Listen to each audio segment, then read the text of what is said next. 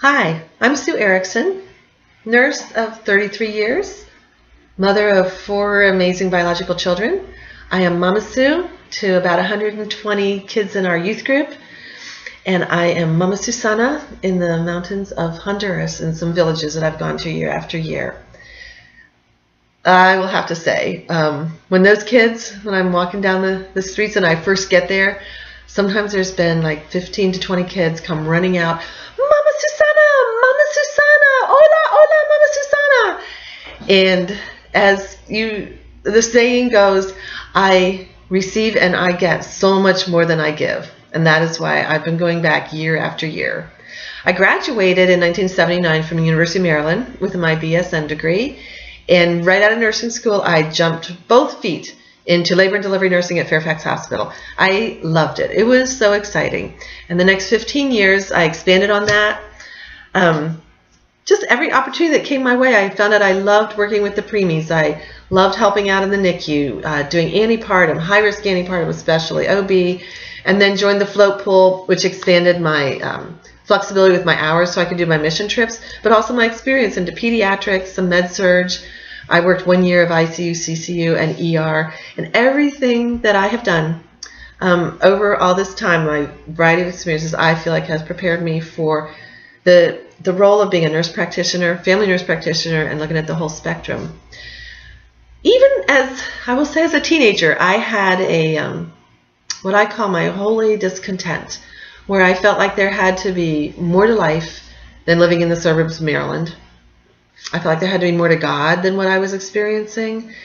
And as I grew as a nurse, I felt like there had to be more to nursing than working as a staff nurse in the hospital. So when I had a chance to go on a medical mission trip in 2001, I jumped at it. And when I went down there, it turned into not just a mission trip, not just a short-term mission trip, I should say, but those 10 days completely transformed me.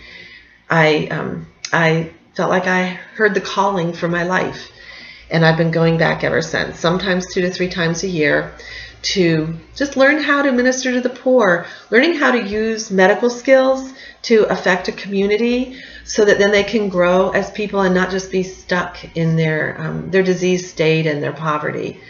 And I've had a variety of experiences there too, where sometimes I've been part of a large team setting up clinics in the mountains. Sometimes I've been part of a very small team, and sometimes I've gone just by myself, house to house with a translator, maybe a teenager, to be my scribe and help me with medications and help entertain the children, where I've gone house to house and sat with the family and introduced myself and said, I'm here to help. What kind of needs do you have? We're working in your community this week. And the people have talked with me and opened up, and they share their stories.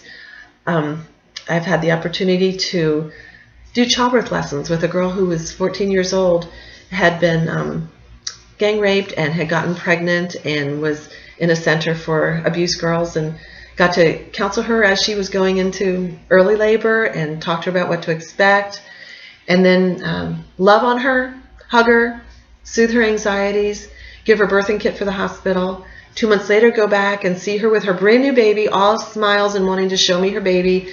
A year later, be there as her baby was taking its first steps. This continuity of care, being able to see people over a spectrum, is huge. I've been able to go to leishmaniasis communities and do wound care, using experiences that I've had here to bring that to the table. And just everywhere I've gone, the thing I keep coming away with is that I don't know what I don't know. My lack of knowledge and my sense of my lack of knowledge has only grown over the years, and hence the desire to be a family nurse practitioner and get my degree. The more I go and the more I want to serve and the more I want to be effective, the more I realize that I don't have the tools that I need.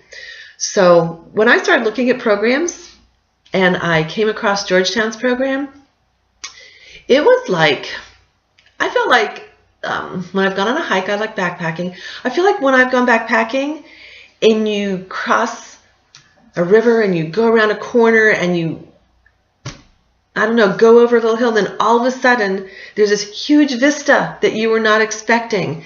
And you're like, oh my gosh, I want to go there. There's the mountain I want to climb. And you just have that, yes, that's where I'm going.